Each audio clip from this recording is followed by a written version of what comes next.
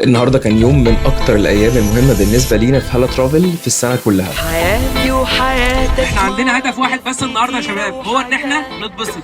فبعد اذنكم عايزين نتبسط بكل لحظه في اليوم. وهو يوم الرحله السنويه، ودي رحله احنا بنطلعها كل سنه بعد نهايه موسم الصيف عشان نغير جو ونقضي مع بعض وقت مميز جدا بعيدا عن الشغل. السؤال الاول، ايه هي الدوله العربيه اللي فيها تاني اطول نهر بعد نهر النيل؟ الله اكبر عليك! اليوم المره دي كان مميز جدا لاننا قررنا نقضيه مع بعض في الساحل.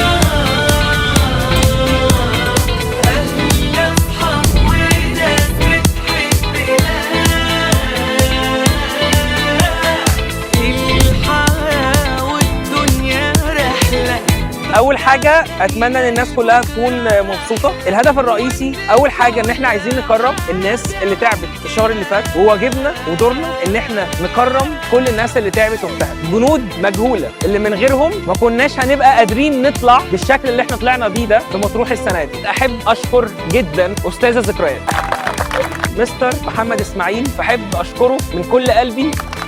المركز الاول كافضل مسؤول في مطروح مستر احمد خالد.